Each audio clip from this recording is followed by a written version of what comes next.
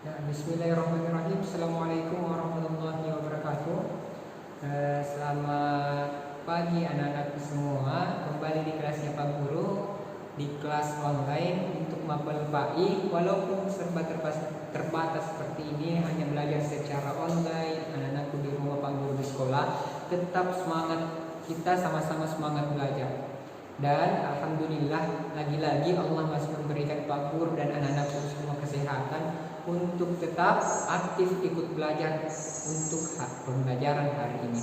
Dan tak lupa kita kirimkan salawat serta salam kepada baginda Nabiullah Muhammad SAW, Nabi yang menjadi teladan yang paling baik, Nabi yang menjadi contoh untuk kita semua, baik itu tutur kata dan perbuatannya. Masya Allah.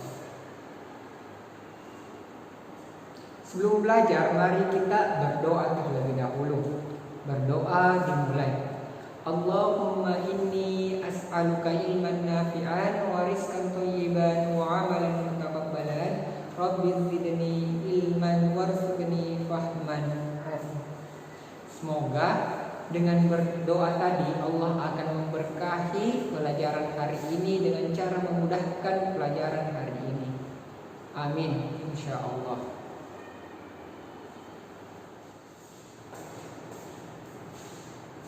Baik anak-anakku semua, silahkan dibuka bukunya pelajaran 7 halaman 87. Kita akan belajar tentang surah Al-Kautsar.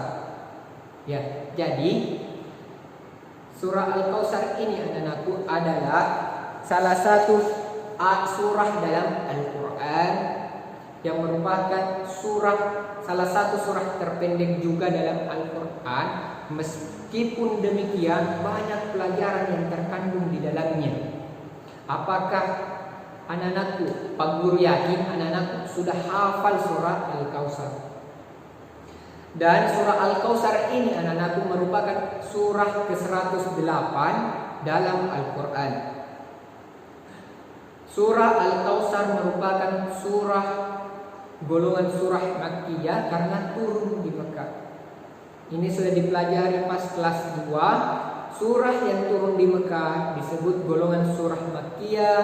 Surah yang turun di Madinah dinamakan golongan surah Madaniyah. Dan Pak Guru ulang bahwa surah Al-Kautsar ini adalah surah ke-108 dalam Al-Quran. Sekarang ayo, surah Al-Kautsar terdiri dari 3 ayat. Makanya merupakan salah satu surat terpendek dalam Al-Quran. Sekarang anak-anakku, mari kita sama-sama membaca atau memurojaah kembali surah Al-Quran, surah Al-Kautsar. Ayo ikuti Pak Guru atau dengarkan Pak Guru. Kemudian anak-anakku bisa ikut di rumah. A'udzu billahi minasy syaithanir rajim. Bismillahirrahmanirrahim. Inna a'tainakal kautsar fasalli li rabbika wanhar. Inna syani'aka huwal abtar. Diulang sekali lagi. Bismillahirrahmanirrahim. Inna a'tainakal kautsar fasalli li rabbika wanhar.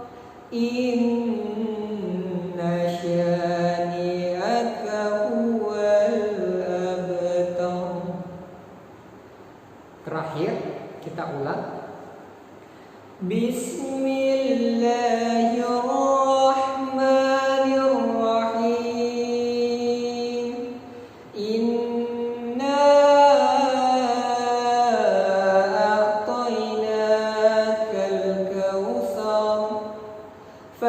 Fasalli li rabbika wanhar, inna syani'aka huwal abtar.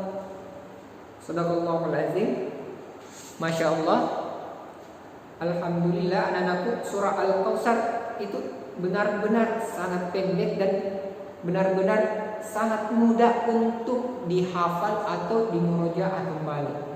Karena cuma hanya 3 ayat. 3 ayat itu pun per ayatnya itu pendek-pendek sekali. Sekarang kita coba terjemahkan surah Al-Kautsar ayat pertama. Inna a'tainakal kautsar, artinya sungguh kami telah memberimu Muhammad nikmat yang banyak. Maksudnya apa? Allah telah memberikan kita semua nikmat yang begitu banyak yang tidak bisa kita hitung, anak-anak. Maka sepatutnya kita selalu atau senantiasa bersyukur dengan mengucapkan Alhamdulillah. Alhamdulillah karena Allah memberikan nikmat yang begitu banyak kepada kita, terutama di badan kita. Allah memberikan tangan, memberikan mulut, memberikan mata untuk melihat, mulut untuk berbicara, kaki untuk berjalan, telinga untuk mendengar, mata untuk melihat, lidah, mulut untuk kita berkomunikasi dengan teman. Masya Allah. Coba bayangkan anak-anakku, ketika salah satu anggota badan kita tidak bisa digerakkan atau bisa kita gunakan, misalnya kaki. Tiba-tiba kaki kita sudah tidak bisa digerakkan, kita tidak bisa berdiri lagi, apalagi untuk berjalan, maka akan sangat sulit untuk kita semua untuk beraktivitas, untuk melakukan sesuatu. Kita ingin ke masjid sangat tidak mungkin bisa untuk jalan kaki karena kaki sudah tidak bisa digerakkan, kaki tidak bisa berjalan. Kita ingin ke masjid, kita tidak bisa. Makanya anak-anak, selagi kita masih sehat, kaki masih sehat, masih kuat, maka senantiasalah gunakan kaki ini menuju untuk melangkah ke jalan yang penuh dengan kebaikan, ke jalan menuntut untuk berjalan untuk menuntut ilmu, berjalan ke masjid untuk beribadah, berjalan untuk membantu teman, tetangga dan orang lain. Gunakan anggota badan kita untuk sesuatu yang bermanfaat. Yang kedua, ayat kedua, maka laksanakanlah sholat dan berkurban sebagai ibadah dan mendekatkan diri kepada Allah. Maksudnya apa, anak-anakku?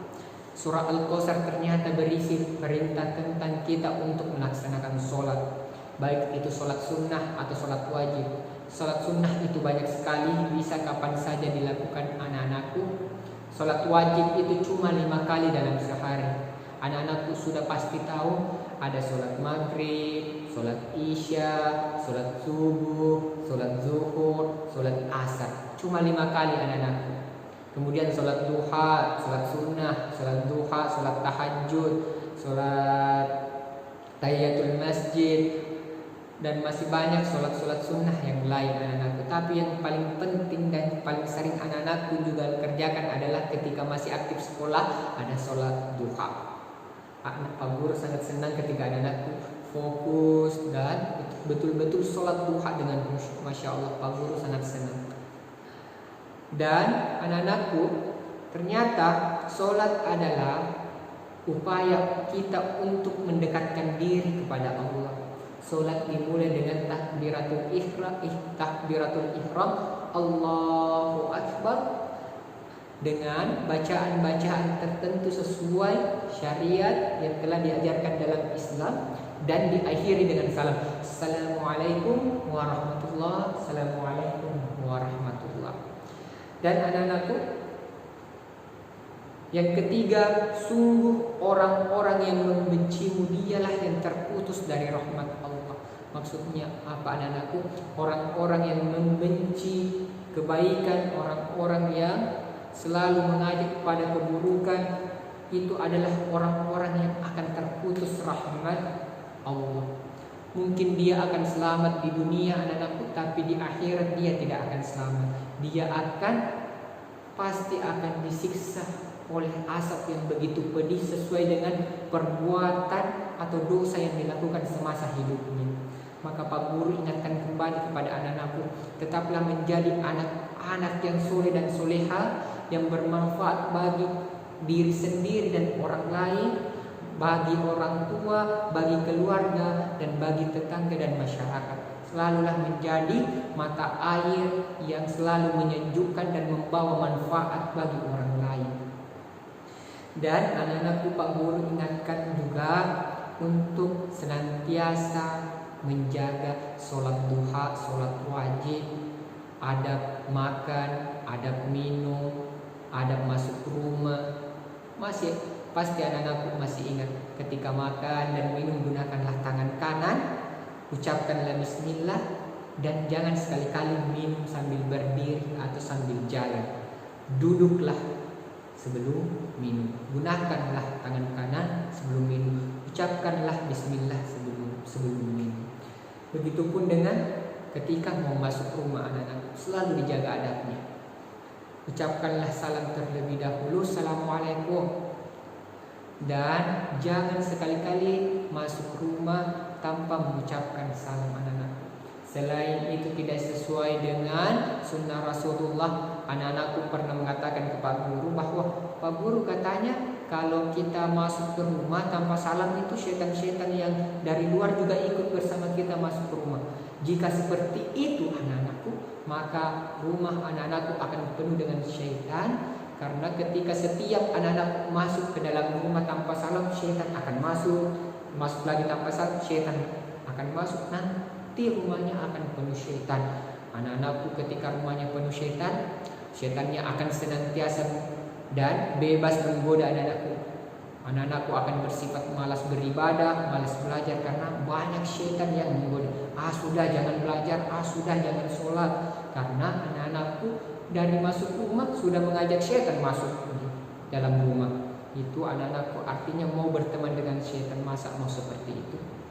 Maka dari sekarang selalu ucapkan salam ketika masuk rumah, supaya rumahnya selalu penuh dengan sesuatu yang baik dan anak-anakku senantiasa tidak lagi malas tapi lebih semangat lagi belajar.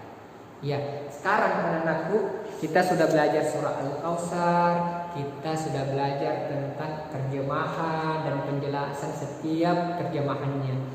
Kita juga belajar tentang isi kandungannya, bahwa Al-Kautsar adalah Allah Subhanahu wa ta'ala. Isi kandungan surah Al-Kautsar adalah Allah Subhanahu wa ta'ala memberikan nikmat yang sangat banyak kepada kita. Pak Guru sudah jelaskan tadi. Itu semisal mata, telinga, tangan, kaki, hidung, semuanya Allah yang memberikan anak. Dan kemudian dalam surah Al-Kautsar berisi tentang perintah untuk sholat. Kemudian orang-orang yang membenci Nabi Muhammad tidak akan mendapatkan kebaikan nikmat dari Allah. Dia akan walaupun dia mendapatkan kebahagiaan dunia, tapi di akhirat dia tidak akan lolos. Dia akan tetap disiksa sesuai dengan dosa yang diperbuatnya semasa hidupnya. Sekarang anak-anakku, ayo kita berlatih. Silahkan dikerjakan halaman 97. Semangat mengerjakan. Semoga apa yang kita pelajari hari ini anak-anakku bisa paham dengan mudah dan dengan baik.